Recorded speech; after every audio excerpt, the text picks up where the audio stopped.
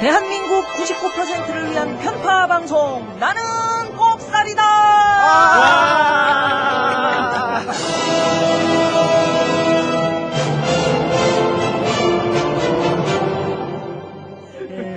세상이 밝아지면 없어질 방송 나는 꼽살이다 8회. 점점 우리 입에 물이 오르는 두띠리 우띠리 우석훈 인사하세요. 다시 처음 거로 가겠습니다. 파리 식대학 출신의 C급 경제학자 우석훈이고요. 요즘 선띠리라고 불리고 있습니다. 고맙습니다. 뭐 선띠리야 우띠리지. 우띠리라고 불리고 있습니다. 서로 지금 헷갈리고 있어.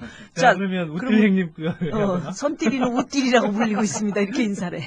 저도 뭐 좀 멋있는 걸로 다시 돌아가죠. 기득권의 길을 포기하고 99%의 친구로 돌아온, 특히 오늘은 1% 삼성공화국의 저격수 새롬민당 당수 선대입니다. 네, 일명 선띠리입니다. 그래, 우리 박사들을 이렇게 내가 띨띠리들이라고 놀리는 게 사람들이 속 시원하대. 왜냐면 많이 배운 사람들은 너무 잘난 척하잖아. 그래서 아이 시끄러워요. 자, 저는 잘난 척한 적도 없는데. 아이 시끄럽고요. 자, 용띠리 김용민. 예, 안녕하십니까. 그 이야기가 나와서 그런데 어떤 교수가 굉장히 책을 어렵게 썼어요. 어렵게 썼는데 누군가 그 책의 내용을 마스터해버린 거예요. 그날 밤 소주로 밤을 지새웠다고 합니다. 나의 어려운 말을 해석하다니. 그러니까 남들이 나의 말에 대해서 이해하지 못해서 그래야 내가 되는데. 지적 우월감을 느낄 때 그때 쾌감을 느끼는데 내 말을 알아버렸다는 거죠.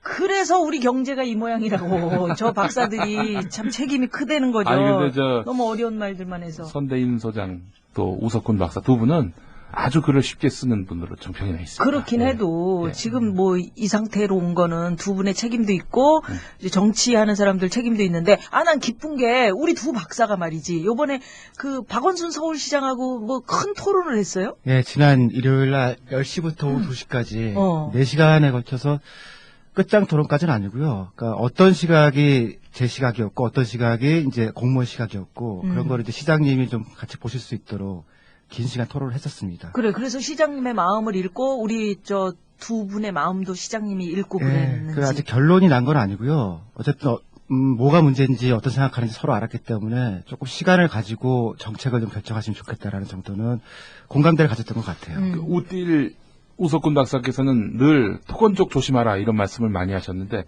수긍하시던가요?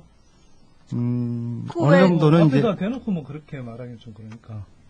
아니 왜 신문에다가 또는 우리 방송에서 우석훈 박사가 저 가락시장, 가락시장 종상향 그거에 대해서 문제제기 박원순 시장님이 다시 바라봐야 된다. 거기 재건축하는 거. 그래서 이제 얘기가 된 거 아니에요? 그 한 건만 가지고 그렇게 그 공무원들하고요 전문가가 모여서 길게 서울시에서 논의를 한 적이 없었다는 거예요. 이제 시장님, 부시장님 다 모시고 양쪽 다 모여서 얘기는 길게 했고요. 행정이라는 게 단번에 바뀌긴 어려우니까 이제 조금씩 차이를 줄여나가는 시도가 있을 거라고 봅니다. 네. 제가 보니까 우 박사님이 글은 상당히 아프게 쓰셨던데 그 자리 가니까 되게 점잖게 말씀하시더라고요. 왜 착한 척 하는 거야. 제가 배운 사람이거든요. 오히려 제가 막 목소리 올리고 그랬는데 네. 제가 느낀 건 이런 거였어요. 원래부터 시장님 선의는 제가 의심하지 않았고 그날 그 자리에서도 충분히 확인했는데 다만 이제 관료들이 걱정스러운 거죠. 특히 이제 그날 주택정책실장이라고 나오셨는데 그분이 이 전반적으로 이렇게 브리핑한 내용을 쭉 보니까 건설업체나 기득권 언론의 그 시각을 많이 닮아있다는 좀 생각이 들어서 그런 게 좀 걱정이죠. 그래서 저희는 시장님한테 계속 쓴소리를 할 겁니다. 시장님이 진짜 성공하기를 바라기 때문에.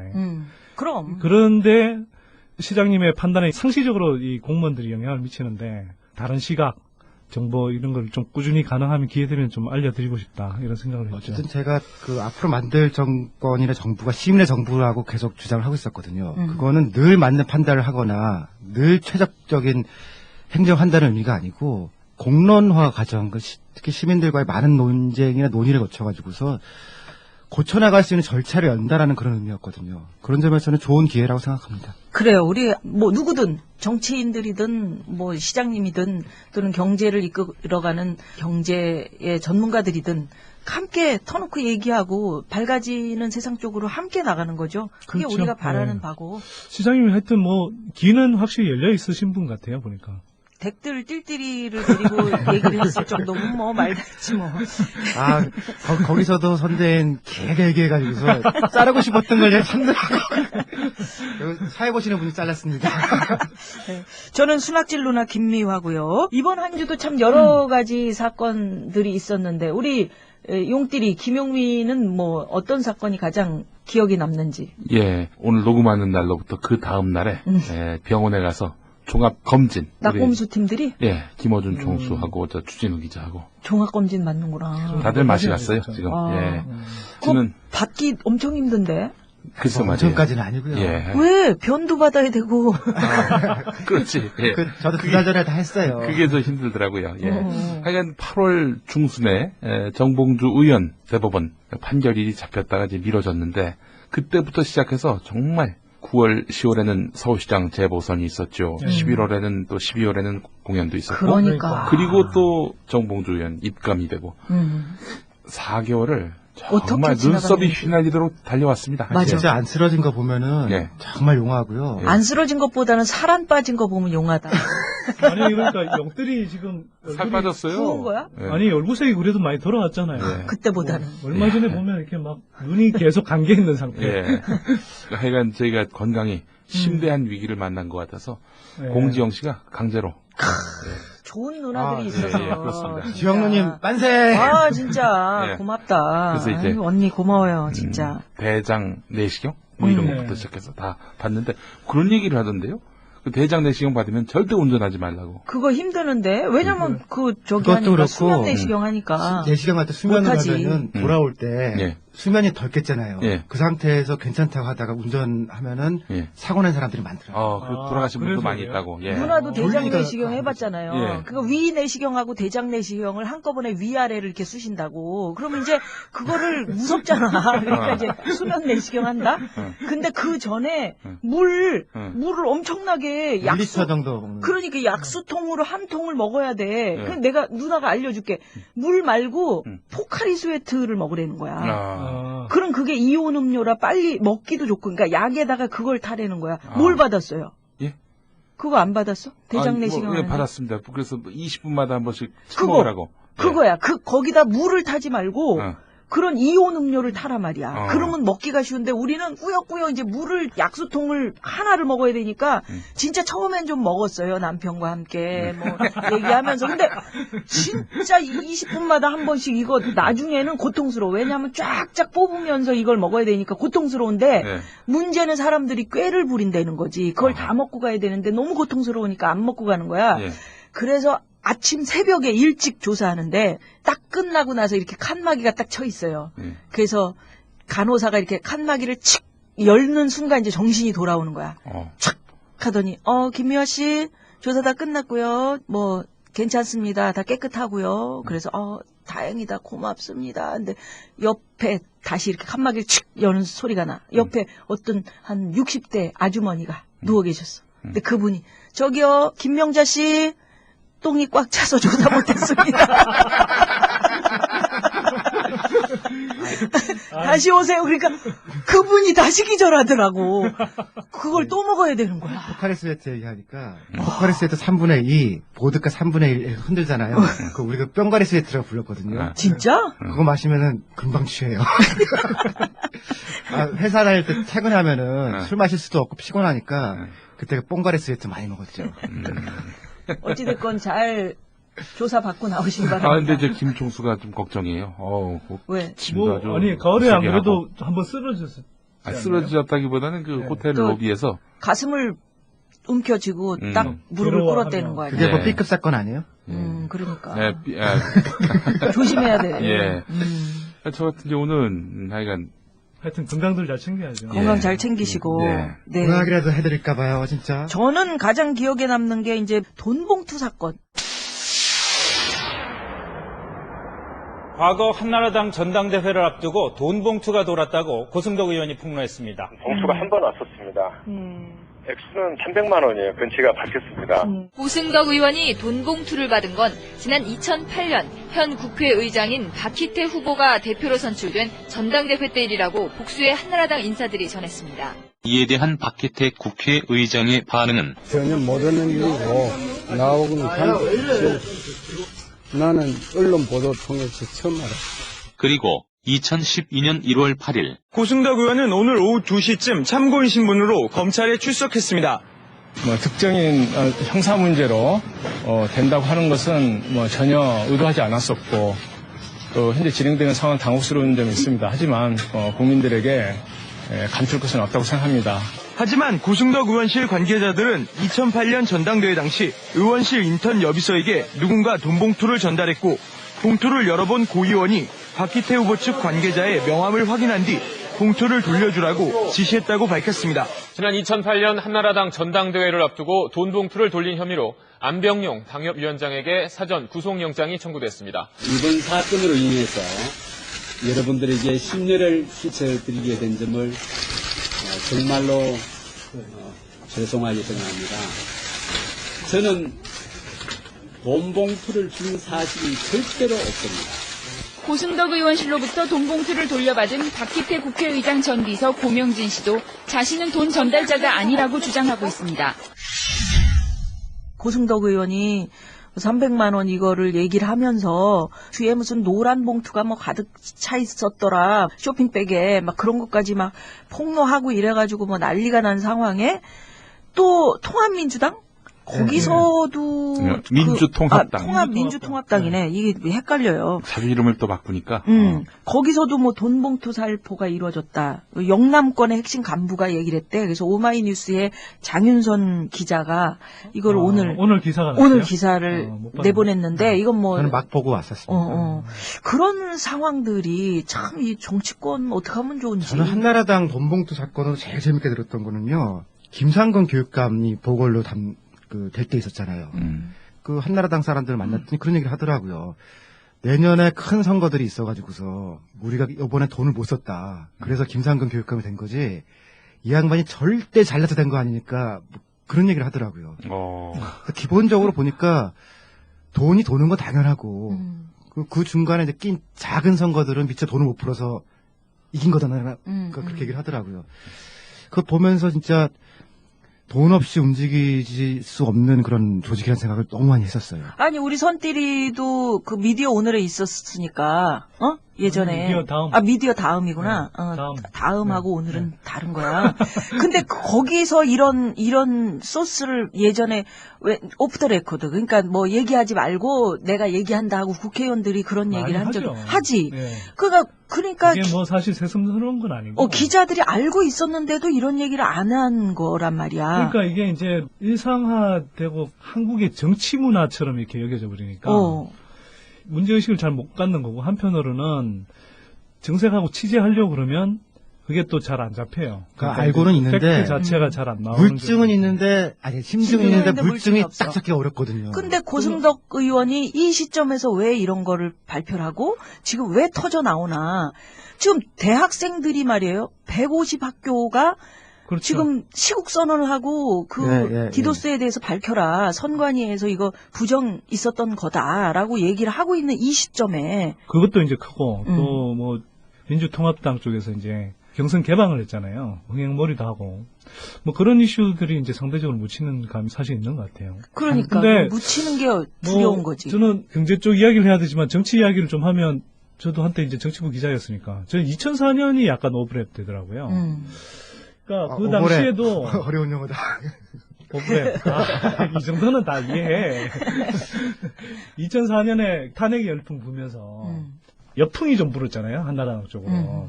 그러면서 원래 최병렬 체제 또 그다음에 이제 560 인사 부패 인사 막 이런 이야기 나오면서 오세훈이니 뭐 이런 양반들이 뭐 총선 불출마한다고 그랬었잖아요.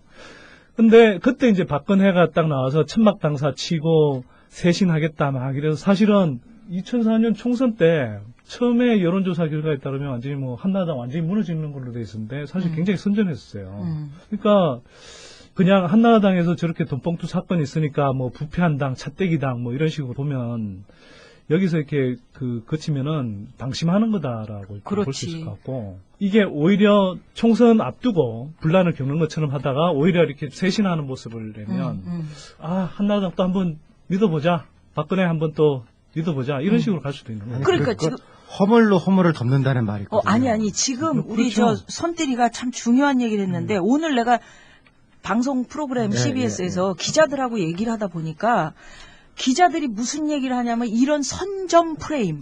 선점. 그러니까 모든 얘기 이슈를 선점한다 이거야. 이게 중요하다. 예전에 우리 각하가 뽑힐 때를 생각을 해봐라. 이명박 때 뭐 정동영 이렇게 누가 생각을 하냐. 그러니까 이명박 때 박근혜로 생각하지. 그렇죠. 정동영 씨하고 좀 싸웠나? 뭐 사람들이 기억이 없다는 거야. 그게 뭐냐면 한나라당이 계속해서 이슈를 선점했다는 거지. 나쁜 뉴스라도. 그렇죠. 그때 BBK 얘기 나왔지, 뭐 다스 얘기 나왔지, 그 이명박 씨 자녀들 위장 취업. 그런 일이 계속해서 터져 나왔어도 당선이 됐다. 하긴 정치라는 게 신기한 게요. 욕이라도 먹고 있어야 되는 거더라니까. 그러니까. 칭찬을 먹으면 다행이지만 욕도 안 먹으면은 진짜 사람들 사라지거든요. 그러니까 근데 이제 부패에서 그냥 끝나면 괜찮은데 포장이 됐던 이렇게 쇄신하는 모습으로 이렇게 비춰지면 그건 궁극적으로는 굉장히 효과적이거든요. 그러니까 지금 우리가, 같은 경우도 뭐 비대위 오늘 뭐 김종인 전 수석이 돈봉투 사건에 연루된 사람들은 공천 못 주는 거 아니냐 뭐 이런 식으로 나온단 말이에요. 김종인 이꼴 비대위 이꼴 뭐 박근혜 뭐 이런 식으로 되는 거고, 옛날 사람들은 부패한 낡은 친이계 뭐 이런 식으로 그런 식으로 가서 결국 이제 총선 때 박근혜가 쇄신의 모습을 가지고 총선 리더십을 발휘하는 것 아니냐. 그런 느낌이 사실 좀 들더라고요. 지금 한나라당이 그 비대위 얘기했지만은 비대위가 참 이름이 웃겨. 비대위의 대변인은 그다음에 이계진 씨는 소변인은 그렇게 이름이 왜 이렇게 하수야다. 좀 이쪽으로 올라오셔야지. 그래서 어찌 됐건 이제 기자들 하는 얘기는 그런 이슈들을 용광로에 넣고 막 섞어 놓으면 지금은 우리 선띠리가 얘기한 것처럼 뭔가 한나라당이 부패하고 자기 치부를 내보이고 뭐 돈봉투 이런 나쁜 놈들 막 떠들다가 총선까지는 가다가 대선쯤 되면은 이거는 박근혜의 인정받을 만한 이 리더십이네 이렇게 딱 바뀔 수 있다는. 한나라당이요 욕먹는데 맷집은 끝내주거든요. 맞다가 회심의 일타 이런 건 잘하더라고요. 일단 기대 수준이 높지가 않잖아. 원래 썩은당 뭔가 좀 잘하면은 사실 이 기회에 변화가 올 텐데 밑바닥을 보면은 민주당이나 한나라당이나 하는 그런 경우가 많거든요. 그런데 저는 뭐 민주통합당 개방 경선에서 77만 명 정도 이렇게 등록을 했잖아요. 거의 80만 명. 그러니까 이것도 사실 굉장히 놀라운 변화 같아요. 그러니까 사람들이 12.6 서울시장 선거 거치면서 투표 참여해보니까 바뀌더라. 그러니까 이제는 뭐 기회만 생기면 찍으러 가는 것 같아요. 근데 뭐 주류 언론에서 뭐 민주당 쪽의 경선은 뭐 다루지도 않고 하니까. 그래도 뭐 KBS, MBC 전부 다 중계 없는 안 한다는 거 보고서 좀 놀랐어요. 이게 중계 비슷하게 할 수 있도록 그 손바닥 TV에서 9분 모셔다가 그 얘기를 오후까지 이상호 기자랑 제가 하다 나왔는데 다 됐거든요. 그러니까 8분이 나온다고 하셨고 이상호 기자가 이제 진행을 하고 제가 질문을 하기로 했는데 MBC 사장님이 아직 허가가 안 난 거 보고 나왔거든요. 그거는 이제 우리 꼼수다 팀들이 있으니까 꼼수다 거의 다 지금 그분들 다 인터뷰한 거 아니야? 예. 4분을 인터뷰했고 5분은 3분씩 인터뷰 멘트를 따왔습니다. 잘했네. 꼼수다에서 화요일쯤 저녁에 생중계하면서 전체 토론을 한번 만들려고 했었는데 약간 MBC 사장님은 안 된다는 거예요. 이유는 없고. 손바닥 TV도 안 된다. 인터넷 방송도 안 된다. 이유는 뭐냐면은 MBC에서 거기다 자회사잖아. 안 하기로 했는데 딴 데서 하면은 내가 뭐가 되냐. 거기 윗분이 다 사장님이 다 사바사바. 아니 우리 이 지점에서 김미화 누님과 김재철 사장의 그때 일 다시 한번 좀 듣고 싶습니다. 김재철 사장님 거짓말하지 마세요, 진짜. 엘리베이터에서 네. 만나가지고 네. 나한테 MBC에 좋은 프로그램 많으니까 요거 말고 다른 프로 어디든 뭐 고르면 제가 적극 협조하겠습니다 해놓고서 내가 그것을 가지고 문제 제기를 하니까 사장님이 그렇게 얘기를 하셨다. 예. 그러니까 본인은 그런 얘기 한 적이 없다. 만난 적은 있다. 엘리베이터 안에서. 뭐 만나서 뭐 사장님하고 내가 무슨 얘기를 했겠어 그러면. 말이 안 돼. 얘기할 수도 있었죠. 1층에서까지 계속해서 나한테 쫓아와가지고. MBC에 좋은 프로그램 많이 있는 거는 알지. 그러나 시사 프로그램은 왜 안 되고 다른 프로는 왜 되냐. 그러니까 시사 프로그램. 그럼 9시 뉴스를 달라고 그러셨죠. 그럴 걸. 아니 뉴스를- 그 시사 프로그램은 안 된대잖아. 뉴스는 시사 아니잖아요. 시사지. 아니, 시사하고 좀 달라요. 카테고리가. 보도국이에요. 네, 근데 뉴스 뭐 나도 라디오 뉴스니까 어차피. 아니 그래도 TV 9시 뉴스 앵커 딱 달라고 그랬으면 그거만 하지 말래. 얼굴이 돼? 내가 앵커가? 아니 누나 얼굴 안 지금- 되면 누가 돼요 여기서 지금. 누님 얼굴 하긴 돼요. 그래. 그 실제로 보면 와 돼요. 하여튼 압으로 먹고 살아. 계속 이렇게 살래. 어찌됐건 그래. 다 위에 줄 서게 하고 눈치 보고 이런 상황에 뭐 기쁜 소식은 그것밖에 없네. 우리 우석훈 집에서 쥐 잡았다는 얘기. 과메기 먹었던 고양이 있죠. 그 영포라인 고양이. 플라잉 고양이, 비싼 고양이. 속이 안 좋아서 이제 수술을 크게 했거든요.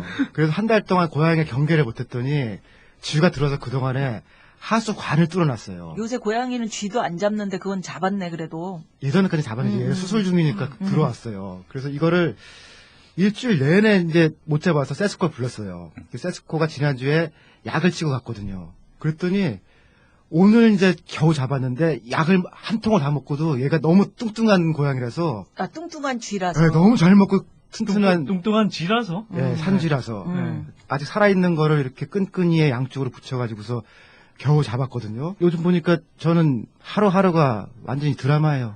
우띠리 얘기를 들어보니까 우리랑 똑같다. 우리도 그 산 밑에 살고 있어서 쥐가 많이 있거든. 저희가 지금 산에 살잖아요. 자동차 엔진을 키면 엔진 위에다가 낙엽을 딱 깔아가지고 쥐가 있잖아. 밤에 시동 끄고 들어가잖아. 그럼 엔진이 닿다잖아. 거기 엔진 위에 낙엽을 깔고 한 살림을 차려요. 깜짝 놀라서 그게 불 붙는 거라니까. 자동차 선을 다 갉아먹어요. 그래서 큰일 날 뻔했네. 늘 본네트를 열고 앞에를 살펴보고 쥐 집을 이불을 청소한 다음에 그 다음에 운행을 해야 되는데 쥐약이 사실 파란 색깔이 많아. 파란색 쥐약을 우리도 이제 곳곳에 놨거든. 저희 것도 그거 썼어요. 쥐가 안 죽어요. 똥을 쌌는데 파란 똥을 쌌어. 제가 잡았던 거는 막 부르르 떨고 있는데 보통 다다음 날이면 죽는다는데 3일째인데도 아직도 하나 다 먹고도 안 죽더라고요. 그러니까 애가 무슨 쥐들이 아주 난리예요. 하여간. 장희빈도 아니고 큰 즐겨. 아니, 근데 앞서서 우리 한나라당 이야기를 하셨는데 이미 국민들이 한나라당의 꼼수를 다 알기 때문에 이건 별로 여파가 없을 것이다. 전 이렇게 그치. 봅니다. 예전하고는 달라졌다라고 누나도 느끼는데 네. 트위터 안에서 또는 인터넷 안에서 막 하는 여론과 대다수의 언론들이 무엇을 다루느냐가 다르잖아. 그래서 이게 조심하자. 그렇죠. 라는 거지. 근데 유심의 큰 흐름은 정해져 있고 다만 하여튼 사람들이 뭐 그냥 다 알아챌 거다 이렇게 생각하고 또 민주당이나 야권에서 이렇게 혁신을 게을리하지 말라, 방심하지 말라 이런 의미로 제가 새기면 지난 주말에 진짜 드물게 MBC 9시 뉴스 봤는데요. 8시 뉴스로 바뀌었죠. 난 딴 나라 얘기하는 줄 알았어요. 외관에 우리나라 얘기 하나도 안 나오더라고요. 삼성전자가 지난해 4분기 실적 잠정 집계치를 내놨습니다. 영업이익은 5조 2천억 원으로 기존의 최고치였던 2010년 2분기 5조 100억 원을 뛰어넘었습니다. 분기별 매출도 사상 최대인 47조 원으로 지난해 매출은 164조 7천억 원을 기록했습니다. 이는 역대 가장 큰 매출 규모로 2010년보다 10조 원 이상 증가한 겁니다. 연간 영업이익도 16조 1,500억 원으로 2010년에 이어 두 번째로 많았습니다. 해마다 승승장구하고 있는 1등 재벌 삼성. 그렇다면 우리의 삶도 그만큼 승승장구하고 있을까요? 지난 3분기 가구당 월 평균 소득은 346만 원. 지난해 같은 기간보다 1.4% 줄었고 물가 상승을 감안한 실질 소득은 305만 원으로 3.3%나 줄어들었습니다. 가계 동향을 파악하기 시작한 2003년 이래 최악입니다. 특히 소득 하위 20% 계층의 경우 소득보다 지출이 57%나 많아 한 달 평균 41만 원의 적자를 냈습니다. 이근태 LG경제연구원 연구위원. 우리 경제가 현재 수출을 통해서 빠르게 회복이 되면서 기업 경기는 개선이 되고 있지만은 아직까지는 임금이나 가계소득으로는 본격적으로 파급되지 못하고 있습니다. 삼성은 최대 이익을 거두는데 가계는 최악의 적자. 왜 이런 일이 벌어질까요? 최근 5년 사이 대기업들은 급속도로 성장했습니다. 삼성그룹의 매출은 209조 원으로 2배 가까이 늘었고 현대자동차, SK, LG 등도 100조 원대 매출에 진입했습니다. 10대 그룹 전체의 매출도 급증했는데 제조업 전체에서 차지하는 비중이 사상 처음으로 40%를 돌파했습니다.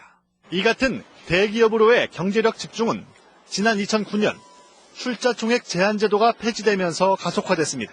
신석하, KDI 경제동향연구팀장. 재벌들을 견제할 수 있는 규제를 다 풀었기 때문에 재벌들이 이제 계열사의 무분별한 확장이라든지 순이익 증가, 사내 유보금 증가, 토지 자산의 증가라든지 주머니와 이제 불리는 대기업의 문어발 확장이 일자리의 90%를 책임지는 중소기업과의 격차를 갈수록 벌리고 있습니다. 자, 그러면 우리 선띠리가 아까 얘기했던 대로 삼성공화국에 대해서 오늘 특집으로 좀 다뤄보려고 우리가 많은 얘기를 준비했습니다. 근데 누나가 궁금한 거는 삼성이 지금 그렇게 장사가 잘 되고 흑자를 내고 그랬대는데 왜 우리는 이렇게 살기가 힘들어? 이번에 삼성화재, 삼성생명, 삼성전자 사상 최대 매출 올리지 않았어요? 그러니까. 사실 지난 몇 년 동안 계속 삼성이니 현대니 이런 재벌 기업들은 돈을 억수로 벌어서 정확히 얘기하면 재벌 수출 기업들.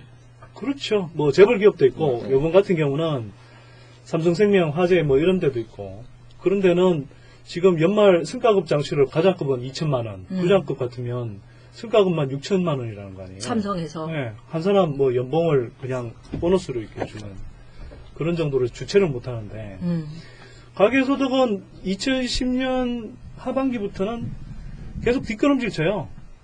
보는 게 없는 거죠. 그러니까 이건 굉장히 뭔가 문제가 분명히 있다. 왜 이렇게 됐느냐? 여러 가지가 있죠. 환율 효과라는 건 제가 몇 번 말씀드렸으니까 누님 아시죠? 다시 설명할까요? 설명을 해줘. 그러니까 우리나라의 원화 가치를 떨어뜨리면은 수출하는 가격이 떨어질 거 아니에요. 그러면은 수출은 잘 되죠. 그 대신에 우리는 사오는 건 비싸게 비싸지고. 사오는 거. 그렇죠. 그러니까 벤츠를 설명해 볼게요. 벤츠가 비싸죠, 우리나라에서는. 그 다음에 벤츠에 넣는 기름값이 비싸지죠. 그 다음에 우리가 쓰는 석유와 관련된 모든 것들, 수입하는 것들. 수입은 다 비싸지는 네. 거지. 그렇죠. 그 대신에 현대차, 소나타는 저쪽 가면은 싸지고. 그러니까 예전 같으면 환율이 1달러당 1,000원일 때 수출은 1억 달러를 하면 1,000억 원으로 계산이 되잖아요. 근데 이게 1,200원으로 올라버려요. 그럼 가만 앉아서 삼성전자는 매출이 1,000억이 아니라 1,200억으로 뛰어버리는 거거든. 가만 앉아서 이제 이 장사를 하는 거죠. 아니 수출 이런 것보다는 일단은 삼성공화국이다 하면은 누나는 이제 우리가 지금 살고 있는 주류의 생활 이것이 전부 삼성의 손바닥 위에서 우리는 사는 거다. 예를 들어보자. 대한민국이 온통 삼성. 이거는 진짜 말이 돼. 전기, 전자, 생명, 화재, 카드, 증권, 중공업, 석유화, 호텔신라, 삼성의료원, 복사지, 한솔재지, 피자 물론 그렇지. 핸드폰, 가전, 스타벅스, 커피 이거 다 삼성이거든. CGV 영화관, 아파트, 한솔, 삼성, CJ 방송, 각종 양념류, 제일제당, 이마트, 회밀이마트 얘기했던 에버랜드 거기에서 모든 경비까지. 식당밥 같은 거 다 자기네 에버랜드 쓰라고 그러지. 성균관대학교 대학생들 전부 에버랜드에서 들어와서 한다고 그랬잖아. 신라면세점, 그렇죠. 제일모직, 네이버. 요거 태생이 삼성에서 SBI. 그럼 삼성케미칼, 보강 피닉스파크? 그건 이제 보강. 홍석현 회장 저 동생. 신문, 중앙, 동아. 다 삼성 신세계백화점 아까 했나? 제약 없는 게 뭐야? 삼성이. 거의 없죠. 거기다가 최근에는 국방산업에도 들어오려고 해요.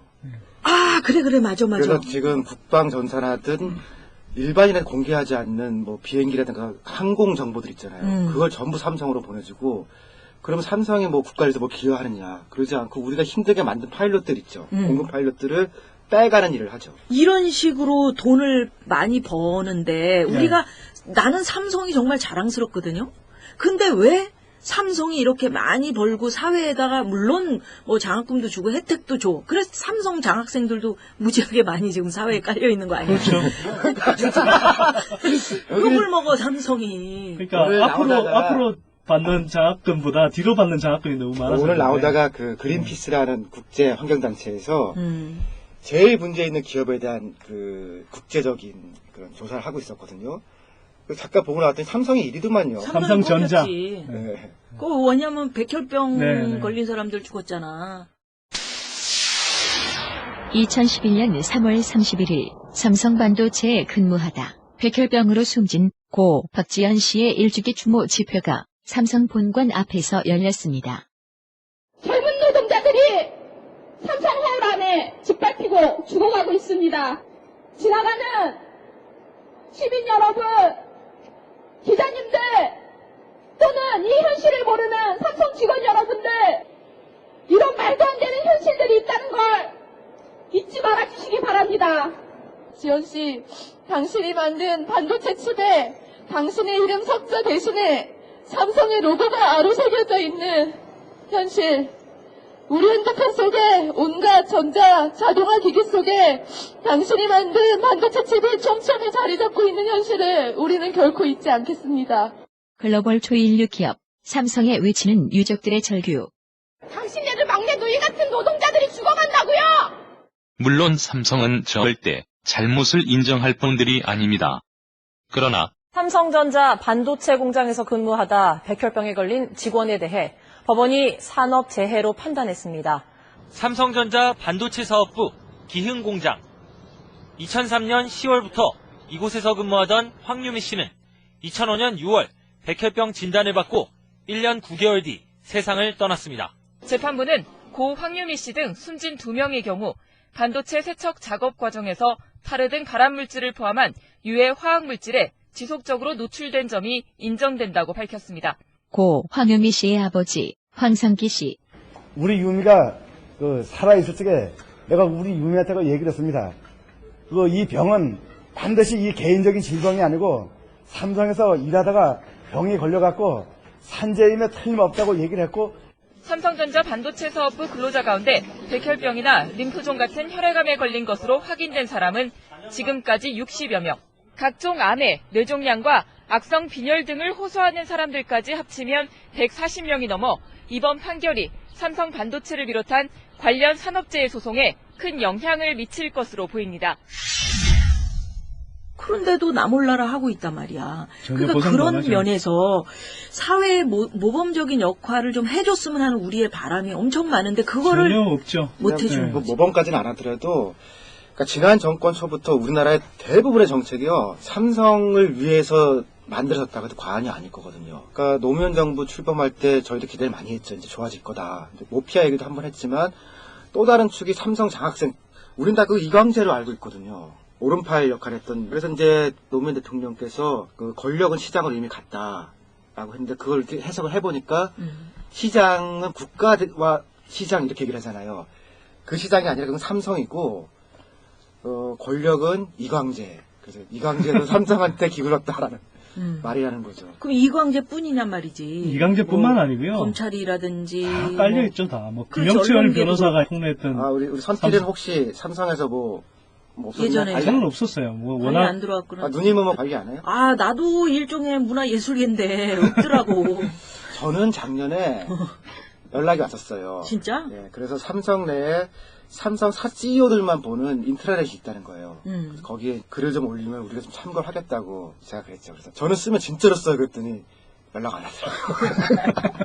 근데 그때 썼으면은 아마 좀 장학금 좀 받았을 것인데. 이를테 메이포 한두 장 쓰면 1,000만 원씩 막 이렇게 받았겠죠. 그러니까 노무현 정부 초기에 삼성경제연구소 보고서를 가지고 이제 노무현 대통령이 이거 좋은 보고서더라. 한번 읽어봐라. 청와대 뭐 보좌진들이나 장관들한테 줬다는 거 아니에요. 근데 보고서들이 물론 이제 뭐 그 중에는 이 맞는 이야기를 할 때도 있지만 그게 보면 결국 이제 삼성 재벌을 위한 거거든요.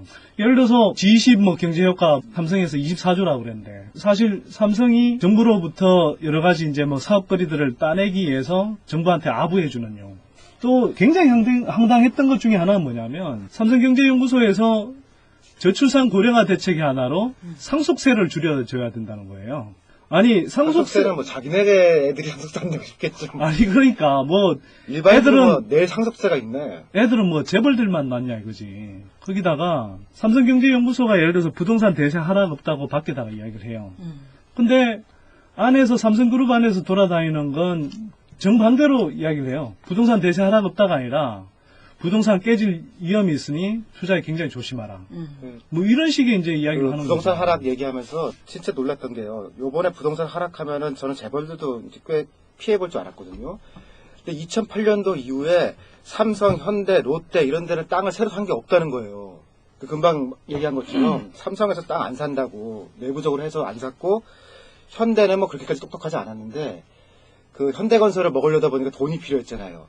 현금 쨍겨 넣느라고 안 샀고, 롯데는 회장이 일본의 거품 붕괴를 한번 봤잖아요. 그러니까 한국도 이거 오는 거다라고 해서 사실 중산층만 그 뒤에 또 쫓아가서 땅 샀지. 재벌들은 안 샀다는 거예요. 이건. 야, 진짜 미치겠죠. 우리나라 재벌 순위를 보면은 이건희 회장이 1위잖아. 2위 현재. 4위가 이재용 사장이에요. 우리나라 부자 순위로만 따지면 5위가 정의선 부회장인데, 그렇지. 몽구 아들. 정몽구 회장이 2위고, 그 정의선 부회장이 이제 5위고, 또 9위가 신동빈 회장, 10위가 신동주 부회장, 이 둘이가 형제란 말이야. 이러니까 우리나라 부자들이 뭐 현대가라든지 삼성이라든지 이렇게 아들하고 이렇게 나란히 순위 위에 있는데 피땀 흘려서 노력한 대가냐 이거지. 뭐 예를 들어서 이제 정몽구하고 이제 정의선 경우를 예를 들면 굉장히 손쉽게 이제 장사를 하죠.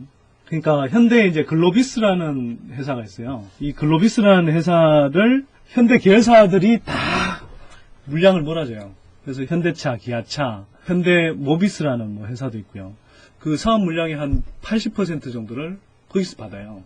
근데 이 글로비스라는 회사는 정몽구하고 정의선 부자가 대부분 그 지분을 갖고 있거든요. 비상장 회사예요.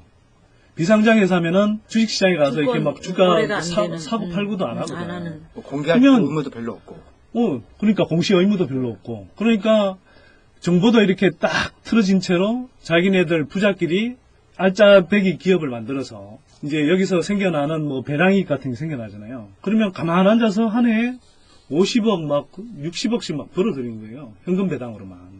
기업이 완전 현금 인출기 비슷해요. 이게 왜 이런 식으로 이제 자꾸 생기냐면 재벌 2세까지 지금 내려왔잖아요. 정몽구에 3세. 이제 2세까지 내려왔다가 이제 3세, 이제 4세까지 지금 내려가는 판인데 상속세나 정액세 같은 거 전혀 안 물고 편법으로 이제 상속해 주려고 하는 거죠. 비상장 계열사 조그만 걸 만들어서 글로비스처럼 만들어서 거기에다가 일감을 막 몰아주는 거고.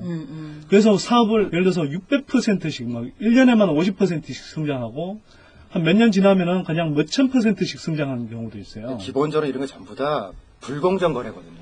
그러니까 시장에서 정상적으로 거래를 하지 않고 특수한 뭐 수의계약 같은 형태로 돼 있으니까 미국이 자본주의 국가라고 하지만 이런 독점적이거나 불공정 거래는 확실하게 까거든요. 앨론이라는 회사가 있었어요. 앨론 지적회사인데 미국에서 당시 재계순위 7위. 그 부시 대통령이 될 때 돈을 주로 이제 채니를 통해 가지고서 됐던 바라고 회사인데 여기가 분식회계를 했죠. 그러니까 분식회계라는 거는 이제 회계 장부를 조작한 거예요.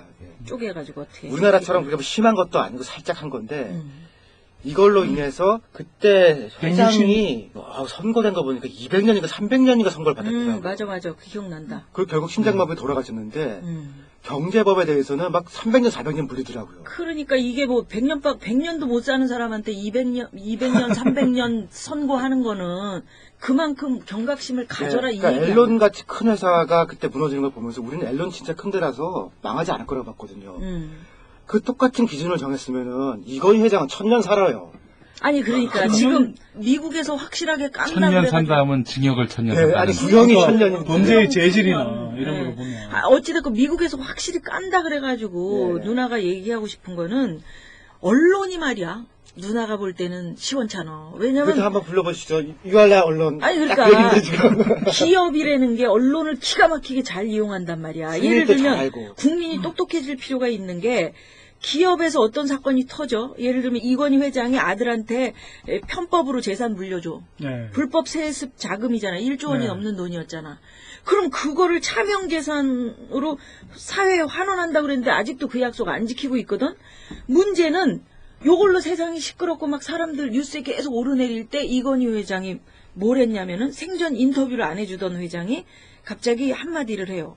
모든 국민이 정직했으면 좋겠다. 모든 국민이 정직했으면 좋겠다. 네. 거짓말 없는 세상 해야 되고. 모든 국민들이 정직해졌으면 좋겠다. 그러니까. 거짓말 없는 세상을 원한다. 요 호암 탄생 100주년 기념식에 참가해서 했대. 그러면 모든 뉴스와 기자가 전부 글로 쏠리는 거야. 그래서 그 전에 이재용한테 물려줬던 그 1조 원, 이게 잘못된 거다, 이거 싹 덮이고, 요걸로. 그러니까 제가 늘 하는 이야기가 뭐냐면 재벌들한테 나눔이나 사회공헌 이런 거 필요 없다 이거예요. 정말 법대로만 해도. 법대로만 진짜 하자. 초등학교 때 우리 배운 대로 일단 범죄를 저지르지 말고 저질렀으면 달게 받자 이건데 1990년대 후반 2000년대에 거쳐서 이제 이재용한테 편법으로 이제 이 상속을 해주게 됐잖아요. 주식으로 증여를 했단 말이야. 그러니까 뭐 설명하자면 좀 복잡해지는데. 아니, 그거는 이제 인터넷 찾아보시고요. 신주 인수분보 사채니 이런 것들을 그거 인수만 하면 대박 나는 건데 몇십 배 막 100배 가까이 대박이 나는 건데 싸게 해준 거지. 그걸 인수할 수 있는 권리를 가진 사람들이 아무도 권리 제기 안 행사를 하고 안 해. 그냥, 아무도 인수를 안 하고 이재용이 단독으로 그걸 다 받아. 그거 사는데 60억을 이재용한테 증여를 해줘요. 60억을 정해주고 이제 증여세는 이건희가 이재용 대신 16억을 납부해주죠. 딸랑 그거밖에 없어요. 그러고 나서 지금 이재용은 삼성 에버랜드니 삼성 SDS 이 지분 포함해서 한 지금 2조 원대 자산가가 돼 있는 거거든요. 하여간 제가 세금은 이게 낸 게 제대로 진짜 없죠. 우리나라 창피하다고 생각했던 게요. 얼마 전에 스티브 잡스 돌아가실 때 초등학생들이 그랬다는 거예요.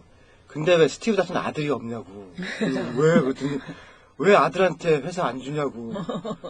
애들 눈에는 그냥 아들 주는 게 당연하다. 미친 건데 이거 언론이 한마디도 안 하는 거죠. 아니 그러니까 이상한 나라예요. 보고 있으면 이 뭐 봉건 시대 같기도 하고 뭐 우리가 북한을 욕하는데 3대 4대까지 지금 세습을 하고 있는 거잖아요. 능력과 상관없이. 노회찬 의원 그 삼성 엑스파일 사건 때 그때 어땠어? 그거 진짜 말이 안 돼. 떡값 검사 실명을 거론하는 거는 국회의원이기 때문에 면책특권이 있는데 적용이 되나? 인터넷에다가 얘기한 거는 그거는 명예훼손죄가 성립이 된다 그런 거 아니야. 말이 안 되죠. 그러니까 이게 같은 내용인데. 그러니까 이거 8년이나 지났기 때문에 중대하게 국민들이 알 필요도 없는 상황이다라는 게 그 검찰의 얘기인데 아니 이게 왜 중요한 사건이 아니야? 지금도 알고 싶지 않아? 지금도 진실이 궁금하죠. 궁금하지. 네. 아니 근데 이런 게 계속 묻히는 게 뭐냐면 예를 들어서 김영철 변호사 같은 경우도 굉장히 중요한 내용들을 폭로를 했잖아요. 처음으로 진짜 사실 전무후무한 기록이 될 거거든. 정언이 될 거거든요. 삼성그룹 안에서 그렇게 핵심적인 정보들을 접근했던 사람이 아마 앞으로도 안 나올 거고. 그래서 예를 들어서 비자금 규모만 대충 추정하기에 한 10조 원 가까이 이렇게 폭로를 했는데 그거 결과적으로는 4조 5천억밖에 삼성 특검에서 인정 안 했고 또 이건희 회장이 이거 비자금 다 어떤 거냐 그랬더니 상속재산을 물려받아서 차명으로 관리해왔던 거다 이렇게 이야기하니까 그래 알았다 이러면서 그걸 다 인정해줬거든요. 그 결과 삼성생명 지분이 엄청 늘어났어요. 그래서 이제 상장하면서 지금 이건희 같은 경우는 완전히 떼돈을 번 셈이 돼. 이게 불법 사건을 수사를 했는데 처벌을 하기는커녕 오히려 돈을 더 얹어주고 엄청나게 이제 돈을 합법화해 죄가 거지. 없었다 사실. 그냥 정당화 시켜준 거지. 그리고 139일 만에 이 특사로 풀려났잖아. 그러니까 이렇게 삼성이나 이런 큰 기업들은 큰 것 좀 이렇게 먹고 옛날에 우리 어느 정권 시대였었나? 문어발식 확장을 좀 막는 그런 법이 있고 막 그랬지 않았었어? 대기업이 너무 그걸 아니 그거 가기 전에 누나 한번 물어볼게요. 제가 일부러 준비를 해왔어. 뭘 또 물어보려고? 아니 보나비 들어보세요. 이게 기업 이름인데 보나비, 휴먼 TSS, 스테코, SB 리모티브, SM 폴, 에스코어, 오픈핸즈, 뭐야? 월드 사이버 게임즈, ECNT, GES, SMP, STM. 이게 어떤 재벌 회사의 계열사 이름이에요. 삼성이겠지. 뭐. 삼성. 아유, 뭐 지금 삼성 얘기하다가 하면은 삼성이지. 아니, 근데 제가 그래서 삼성그룹에 다니는 사람한테 물어봤어. 이게 계열사인지 아냐고. 아. 모른대. 위장 계열사는. 아니, 그게 아니라 신고는 돼 있는 건데. 얼마나 많이 하도, 삼성이 관여하고 있는지 모르는 거지. 하도 황당한 이런 계열사들이 많으니까 그 계열사 직원도 모르는 거예요. 아니, 난 계열사를 떠나서 이렇게 그러니까 삼성이라는 거대한 기업이 문어발식 확장을 하면 우리 경제, 그러니까 우리 지금 그냥 살아가는 사람들한테 어떤 그 말씀 있어? 이런 문제가 있어요. 그러니까 혜택 있어? 제조업에 들어가 있는 회사들 있잖아요. 차를 만든다거나 아니면 뭐 배를 만든다거나 이런 큰 회사들이 일반 소매로 들어오고 유통까지 같이 하진 않아요. 그러니까 이를테면은 차 만드는 회사가 그래도 고무도 만들고 뭐 그럴 거냐 그렇게 안 하거든요. 근데 현대는 좀 철강도 만들겠다는 거 아니에요. 그리고 이 소매로 들어오는 게 삼성 같은 경우는 지금 구멍가게까지 한다는 거 아니에요. 유통회사는 유통회사고 제조업회사는 제조업회사인데 삼성이 유독 떡볶이까지 할 거예요. 이런 식으로 가다가는 전 세계적으로 유례도 없고 이거는 정부에서 어느 정도는 조금 미국이 마치 공정거래 같은 거를 통해서 관리하는 걸 해줘야 되는데 이거는 뭐 국회의원들이랑 대통령 측근들이 다 삼성 장학생이니까 아예 나서서 지금 법을 풀어주는 거 아니에요. 지금 뭐 정치권이나 언론이 삼성이 맘대로 휘두르는 이 파워에 누가 얘기를 하겠어요? 각하의 말을 삼성이 듣겠냐고. 듣기는 하죠. 따라하지는 않죠. 듣기만 하지. 자기네들 좋을 때만. 누님이 아까 계열사 확장하고 이런 것들을 막는 제도라고 이야기했는데 그게 몇 가지가 있는데 제일 중요한 게 이제 출자 총액 제한제라는 게 있어요. 보통 출총제라. 네, 출총제라고 표현하는데 비유를 하자면 이런 거예요. 돈 없는 사람이 전세를 계속 끼고 해서 한 10채, 20채씩 지를 수가 있잖아요. 그런 식으로 순환 출자라고 하는. 그런 식으로 이렇게 기업 수를 늘려가는 걸 막기 위해서 만들어낸 제도예요. 근데 이걸 2008년에 이명박 정부 들어와서 풀어버렸어요. 그 결과 10대 재벌 기업의 계열사 수가 노무현 정부 때는 거의 변함이 없거나 오히려 줄었었거든요. 근데 지난 4년 동안에만 64%가 늘어났어요. 삼성 같은 경우는 2007년에 59개였는데 2011년에 80개 늘어나 버렸고 엄청나게 확장을 하고 있는 거죠. 이거와 함께 이제 또 뭐가 있냐면 중소기업 고유업종이라는 게 있었어요. 이건 2006년에 노무현 정부 때 풀어버렸는데 쉽게 말해서 이런 거죠. 두부, 뭐 타이어 제조, 뭐 아니면 막걸리 뭐 이런 것처럼 진짜 중소기업 이나 안 그래도 심지어 뭐 자영업자가 할 만한 그런 코딱지 많은 사업들 있잖아요. 그런 것들을 이제 지정을 해놓고 이제 이 중소기업 뭐 보호 육성을 한다고 했는데 이걸 확 풀어버렸어요. 그러니까 이 두 개가 총재 풀어버리고 중소기업 고유업종제도 풀어보니까 마지막 남은 게 이제 금산분리. 뭐 금산분리도 사실상 거의 뭐 굉장히 조건을 완화해 있는 상태죠. 근데 이렇게 풀어보니까 이게 이제 상승작용을 일으키면서 또 재벌들이 막 3세, 4세로 이제 이 경영권 승계를 해주는 시기가 돼버리니까 이제 무한 확장을 하는 거예요. 그래서 아까 누님 문어발 그랬지만 이제는 지네발 상태까지 와버린 거거든요. 그렇지. 막 재래시장 쪽까지도 뭐 다 침투한 거 아니야? 그럼요. 그러니까 동네까지 다 들어와가지고서 진짜 이런 식으로 구멍가게까지 재벌이 하는 나라가 세계 어디 있냐 이거예요. 지금 진짜로 구멍가게는 없어. 24시간 방금 시간대에 보내드리는 방송 99%를 위한 편파방송 나는 꼽살이다. 낱낱이가 말리자 그들의 속셈 산산이 조각내자 그들의 계획 쫄지마 그들 앞에 겁내지 말고 졸지마 이들에게 귀 기울여 파리시 때야 웃길 세금혁명 당선일 시사돼지 용딜 우리의 여왕벌 루나 김미화 카카의 호연적인 경제정책 가족과 기득권 무한 사랑 나라 돈 야금야금 꼽을 치네 근데 왜 니네들은 세금 안 내? 형 누나 조심해요 그러다 잡혀가요 행복한 세상이 올 때까지 여러분은 계속 떠들어야 합니다 계속 나는 꼽살이다.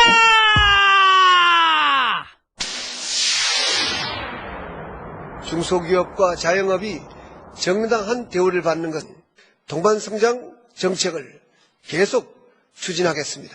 그러나 현실은 5, 6년 전까지만 하더라도 중소기업 고유업종 보호제도라는 게 있었습니다. 그런데 이게 폐지되고 난 뒤부터 대기업들이 무차별적으로 계열사를 확장하기 시작한 것으로 나타났습니다. 업계 2위 브랜드의 기업형 슈퍼마켓. 주변 중소상인들이 1년 동안 불침번까지 서며 개점을 막아왔지만 얼마 전 기습적으로 문을 열었습니다. 피해가 막심한 작은 슈퍼마켓은 반경 500m 안에만 27군데나 됩니다. 어느 인근 지역 상인의 호소. 나는요 심장이 아파서 말도 말 못하고 저 길거리에서 포장마차가 5년이나 떡볶이 장사하다가 개화나 치웠더니 그걸 잡아먹으려고 여기 와서 차려요? 그럴 수는 없죠. 대기업들의 골목 상권 전락은 슈퍼마켓으로 끝나지 않는데 이번에는 롯데가 3세인 장선윤 사장이 빵 사업의 출사표를 던졌습니다. 이건희 삼성전자 회장의 장녀인 이부진 호텔신라 사장도 지난해 외식 계열사 보나비를 세우고 빵과 케이크도 함께 파는 커피 전문점 아티제를 운영하고 있습니다. 신세계 정유경 사장은 이미 지난 2005년 조선호텔 베이커리를 설립해 현재 이마트와 신세계백화점에 독점적으로 빵을 납품하고 있습니다. 해물떡볶이, 크림떡볶이, 어묵탕까지 대표적 길거리 음식을 파는 이 음식점은 대기업 계열 음식점이란 사실은 모르는 사람이 많습니다. 모르고 왔는데요. 서민이 먹는 음식인데 대기업이 이런 것까지 20년 넘게 한자리에서 장사해온 이 분식집은 최근 바로 옆에 대기업 국수집이 문을 열면서 하루 매상이 10만 원 넘게 줄었습니다. 여기가 장사가 잘 되니까 자꾸 여기가 줄어든대. 그리고 안 되면 금방 때려치고 금방 다시 생기고. 그동안 외식업에 진출한 대기업은 CJ나 아워홈 등 식품 회사가 많았지만 최근에는 롯데, 신세계, 애경 등 유통업체, 우유, 의류, 간장 회사까지 나서고 있습니다. 어느 대기업 관계자의 말. 실패하더라도 상대적으로 타격이 크지 않기 때문입니다. 계열 분리해서 시청 등에게 나눠주기가 편한 부분이 있습니다. 제가 통계를 보니까 대형마트가 2006년에부터 매출이 17조에서 31조로 늘었는데 15조 원 정도가 매출이 늘어났잖아요. 재래시장 매출이 딱 16조 원 줄었어요. 그 기간에. 완전히 재래시장에서 사람들 정말 생계형으로 사고 팔던 거. 있었던 돈을. 그렇죠. 그걸 완전히 다 싹 빨아가 버렸다니까. 제가 어렸을 때 시장에서 고등어 팔아서 대학 보냈다는 아줌마들이 있었거든요. 그럼. 근데 지금 시장에서 그거 팔아서 대학 보낸 아줌마들 그걸 못 들어보셨죠? 아유, 못 들어봤지. 지금 이 정도로까지 대기업이 들어오는 데는. 근데 왜 대기업이 들어왔으면은 뭐 매장이 깨끗하고 그런 데서 우리가 누리는 것만큼 좀 삶도 좀 좋아져야 되잖아. 그럴 리가 있나요? 특수업종이라는 게 있고 그다음에 지역경제라는 표현이 있거든요. 그러니까 시장이나 이런 소매 혹은 뭐 자영업자들이 중요한 것들은 그게 결국 지역경제거든요. 근데 이를테면 부산에 무슨 큰 백화점이 들어왔거든요. 그러면은 그 시장을 없애고 근데 시장에 있을 때는 그 돈이 부산으로 돌아왔을 거 아니에요. 어떻게 해서든 그 동네에 있을 거고. 그리고 상대적으로 저소득층 쪽에 돌았고. 지금 백화점에 들어가서 쫙 빨아가면은 다 서울로 와버리거든요. 서울로 오면 또 서울 중산층으로 오느냐 그렇지 않고 그냥 재벌 일가로 가는 거거든요. 그럼요. 포항에 롯데백화점이 포항에 들어갔거든요. 그럼 포항이 좋아졌냐? 그냥 조그맣게 있을 때는 포항에 이렇게 시장도 있고 그러니까 포항 경제 돌지만 백화점에 들어가고 나면 이제 서울로 바로바로 빨리니까 그 전까지 더 나빠지는 거죠. 돈이 거기서 빨아가지고 이쪽으로 오는구나. 서울로 송금할 거 아니에요. 그러니까 FTA를 하면은 우리나라에서 뭐 있는 것 같지만 사실은 미국 기업이 미국으로 다 송금해 갈 거 아니에요, 이익을. 그런 것처럼 대기업이 유통에 들어오면은 결국은 서울로 들어온단 말이에요. 그러니까 그 지역에 시장이 좀 지저분하면은 깨끗하면 좋을 것 같잖아요. 깨끗한 월급쟁이들만 좋아지고 우리가 저 넥타이 안 메고 있잖아요, 지금. 이런 사람들한테 나빠지는 거죠. 제가 하나 예를 더 들어드리면, 뭐, 중소기업, 이제, 고유업종 그걸 풀어버리니까, 중소기업들이 몰락하는 걸 딱 보여주는 게 뭐냐면, 두부 이야기예요, 두부.